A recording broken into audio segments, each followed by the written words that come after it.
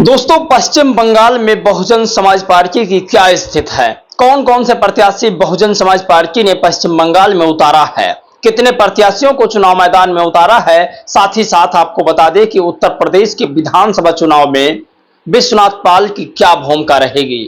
और बड़ी खबर यह है कि एक पत्रकार ने एक खबर पोस्ट की है। उन्होंने कहा कि बहुजन समाज पार्टी के एक्टिव होने से, यानी मायावती जी के एक्टिव होने से SC ST व OBC समाज को रिजर्वेशन सही तरीके से मिला है। खासकर OBC समाज को 27% रिजर्वेशन BSP के शासनकाल में ही सही व पूर्ण रूप से मिला था। इस वीडियो में आपको वो भी बताएंगे जो बहुत जरूरी है आपके लिए जानना। दरअसल आपको बता दें कि जो परशुराम चौक था आगरा में, उस चौक पर जो नीला झंडा लहराया गया था, उसके पीछे का सच क्या है, कितने लोग गिरफ्तार हुए हैं, इस वीडियो में आपको हम बताएंगे।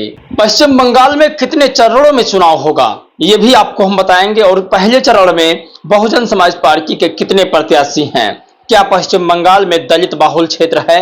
क्या पश्चिम बंगाल में बहुजन बाहुल क्षेत्र है? और अगर है तो उस क्षेत्रों में मायावती जी ने कितने उम्मीदवार उतारे हैं? और आकाश आनंद की पश्चिम बंगाल में क्या भूमिका रहने वाली है? इस वीडियो में बहुत सारी खबरों पर चर्चा करने वाला हूं, आपसे साझा करने वाला हूं।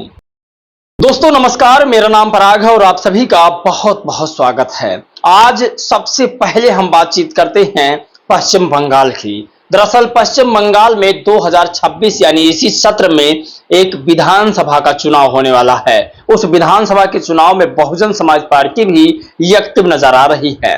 ऐसा माना जा रहा है कि बहुजन समाज पार्टी ने वहां पर किसी भी पार्टी या किसी भी दल से कोई गठबंधन नहीं किया है। चुनाव अकेले अपने दम पर पश्चिम बंगाल में लड़ने जा रही मायावती जी। प्रत्याशियों की बात करें तो पहले चरण में मायावती जी ने कुल 152 सीटों पर प्रत्याशी उतारे हैं। वहीं दूसरे चरण के चुनाव में 29 अप्रैल में मायावती जी ने अपने 142 प्रत्याशियों को उतारा है। अब इन 142 प्रत्याशियों में कौन से SC ST के लोग हैं, कौन से OBC के लोग हैं और कौन से लोग सामान्य वर्ग से आते हैं, इस वीडियो में आपको बताएंगे। टोटल 152 और 142 प्रत्याशी पश्चिम बंगाल में मायावती जी ने चुनाव मैदान में उतारा है। इस विषय पर बहुत अच्छी चर्चा करनी है और बहुत सटीक जानकारी आपको देनी है। दोस्तों आपको बता दूं कि बसपा ने जो उम्मीदवारों की घोषणा की है, जिसमें 65 ऐसे उम्मीदवार हैं जो SC ST समुदाय से आते हैं और उनको उन्हीं के क्षेत्रों में उतारा गया है, यानी कि क्षेत्रीय लोगों को चुनाव मैदान में उतारा गया है। इससे साफ जानकारी मिल रही है कि आगे जो चुनाव के रिजल्ट आएंगे पश्चिम बंगाल में BSP के लिए कुछ बेहतर होगा, वोट बैंक कुछ बढ़ेगा और बहुजन समाज पार्टी का वोट बैंक का जो ग्राफ है 2027 यूपी में भी उसके फायदे नजर आएंगे। बसपा की प्रथम चरण की बात करें तो 65 उम्मीदवारों की घोषणा कर दी गई है। यह पहली सूची है जिसमें विभिन्न क्षेत्रों में खासकर SC ST और बहुजन बाहुल इलाकों से प्रत्याशी शामिल हैं। पार्टी ने इन उम्मीदवारों को मैदान में उतारकर अपनी मौजूदगी दर्ज कराई है। कुछ प्रत्याशियों का प्रचार लोकल भाषा अंदाज में हो रहा है, जैसे गाने गाकर वायरल वीडियो भी आए हैं। और दूसरे चरण या बाकी सीटों के लिए अभी अतिरिक्त सूची जारी नहीं हुई है या बहुत कम घोषित हुई है। बसपा कुल 294 सीटों पर अकेले लड़ रही है चुनाव।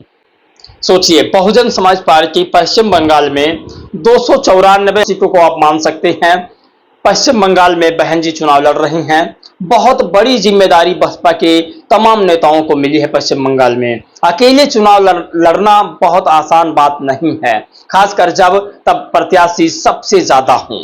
दोस्तों ये बहुत जरूरी था आपके लिए जानना और समझना और सुनना भी। लेकिन आगे जो पश्चिम बंगाल से खबर निकल कर आई है वो बहुत ही दिलचस्प खबर है और बहुत ही सरल शब्दों में समझने की जरूरत है। बसपा की रणनीति और गतिविधि पर भी बातचीत करते हैं।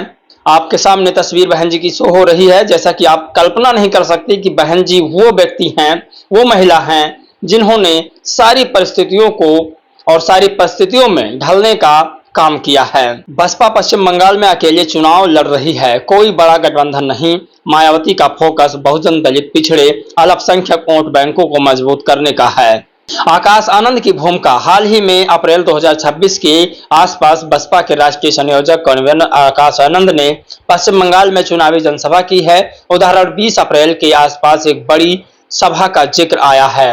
वह संगठन मजबूत करने और प्रचार में सक्रिय हैं। तो आकाश आनंद 20 तारीख को एक बड़ी रैली करेंगे। वैसे तमाम छोटी छोटी रैलियां आकाश आनंद ने पश्चिम बंगाल में किया है, कई रैलियां। आकाश आनंद के सर पर पश्चिम बंगाल का बहुत बड़ा भार लादा गया है। पश्चिम बंगाल में क्या भूमिका रहेगी और कैसे पश्चिम बंगाल में बहुजन समाज पार्टी का खाता खुलेगा, इसका सारा अपडेट आकाश आनंद के पास होगा जरूर, क्योंकि जितना काम आकाश आनंद ने किया है उस हिसाब से अंदाजा जरूर लगाया जा सकता है कि प्रदेश में कितनी सीटें निकल सकती है। फिलहाल आपको बता दें कि 20 तारीख को एक रैली होगी, 23 तारीख को प्रथम चरण के चुनाव होंगे, 29 तारीख को द्वितीय चरण के चुनाव होंगे पश्चिम बंगाल में, जिसमें बहुजन समाज पार्टी 294 सीटों पर बहुजन समाज पार्टी अपने उम्मीदवारों को उतारा है। मायावती ने पश्चिम बंगाल समेत कई राज्यों तमिलनाडु, केरल आदि में बसपा की स्वतंत्रता लड़ाई की रणनीति बनाई है। पार्टी की लक्ष्य टीएमसी और बीजेपी के बीच वोट कटौती करना और लंबे समय में बहुजन आधार बढ़ाना है। अब बात करते हैं पृष्ठभूमि और संभावनाएं। पिछले चुनाव में बसपा का प्रदर्शन पश्चिम बंगाल में बहुत कमजोर रहा है, कुछ सीटों पर जमानत भी नहीं बची। 2026 में पार्टी इसे बहुजन जागरण के रूप में पेश कर रही है। टीएमसी ममता बनर्जी और बीजेपी के बीच मुख्य मुकाबला माना जा रहा है, लेकिन बसपा की एंट्री से दोनों में हलचलें तेज हो गई है, क्योंकि यह वोट काट सकती है। पार्टी की कोशिश है कि SC/ST बहुल क्षेत्र में अच्छा प्रदर्शन किया जाए। दोस्तों, अब आपको बता दूं कि जिसने ये खबर पोस्ट की है एक्स पर, उन लोगों के लिए एक सलाह है। बहुजन समाज पार्टी वोट नहीं, वोट लेने के लिए चुनाव लड़ती है, वोट काटने के लिए नहीं। और जिस दिन बहुजन समाज पार्टी पश्चिम बंगाल में पूर्ण रूप से मजबूत हो जाएगी, जो बीजेपी और टीएमसी का खेल चल रहा है वो खत्म हो जाएगा और वहां के दलित, मुसलमान और पिछड़ों को भी राज्यसभा जाने का मौका मिल जाएगा। किसी भी पार्टी से उन्हें बराबर चुनाव लड़ने का अधिकार, सांसद, मंत्री बनने का अधिकार मिल जाएगा। जिस दिन कंपटीशन की राजनीति शुरू हो जाएगी पश्चिम बंगाल में, उस दिन सारी पार्टियां SC/ST व OBC समुदाय को बराबर हिस्सेदारी देने लगेगी। दोस्तों, अब बात करते हैं आगरा की। अभी हाल ही में आपने आगरा की एक खबर सुनी, जहां परशुराम चौक पर एक रैली के माध्यम से जो संगठन के लोग थे, कुछ भीम आर्मी के लोग थे, बहुजन समाज के लोग थे, आप किसी पार्टी या किसी संगठन के लोगों को नहीं कह सकते हैं, तो उन तमाम लोगों ने परशुराम चौक पर एक झंडा फहराया था बाबा साहेब का, जिसको लेकर के विवाद हुआ, 4 लोग गिरफ्तार हुए।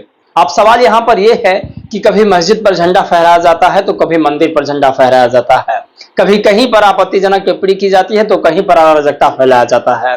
क्या उन लोगों के ऊपर सरकार कार्रवाई करती है? मैं किसी भी असंवैधानिक तौर तरीके से बिल्कुल सहमत नहीं हूं, लेकिन मैं ये भी समझना चाहता हूं कि जब गलती दोनों तरफ से होती है तब दोनों लोगों को सजा क्यों नहीं होती। परशुराम चौक है, वहां कोई किसी प्रकार की मंदिर नहीं थी।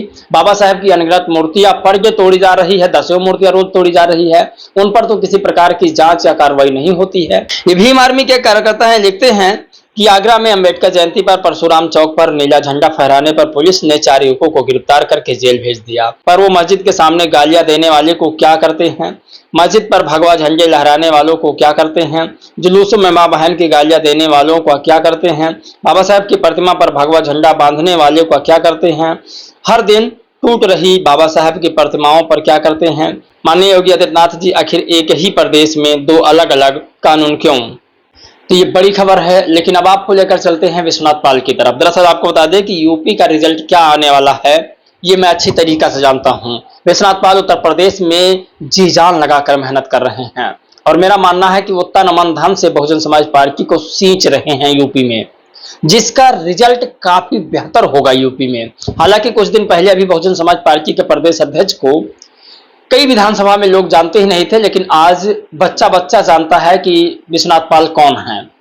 तो इससे साफ जाहिर हो रहा है कि विश्वनाथ पाल का नाम अगर लोगों को पता है तो बहुजन समाज पार्टी का गुणगान भी वो करते होंगे। आज दिनांक 18/4/2026 को जनपद बाराबंकी विधानसभा दरियाबाद ग्राम पिपरौली में बहुजन समाज पार्टी के तत्वाधान में भारत रत्न बाबा साहेब डॉक्टर भीमराव अंबेडकर की जयंती मनाई गई, जिसमें शामिल हुए। तो लगातार ऐसे ही काम कर रहे हैं। अब आपको बताते हैं, एक पेपर की कटिंग है ये लिखता है कि बसपा के उदय से बहुजन समाज को मिला 27% आरक्षण। मायावती बसपा सुप्रीमो ने पार्टी कार्यालय में डॉक्टर अंबेडकर की जयंती पर अर्पित किया श्रद्धा सुमन। इस पर अपना सहमति दिखाने वाले एडवोकेट इंतखाब आजाद ये लिखते हैं कि यह बात 110% सत्य है कि बसपा के उदय और आदरणीय बहन मायावती जी के मजबूत नेतृत्व के बाद ही बहुजन समाज विशेषकर पिछड़ा वर्ग को 27% आरक्षण का लाभ मिला है। दोस्तों, अब आप अपनी राय प्रतिक्रिया हमें जरूर दीजिएगा। सभी को एक बार फिर सादर नमो बुद्धाय, जय भीम।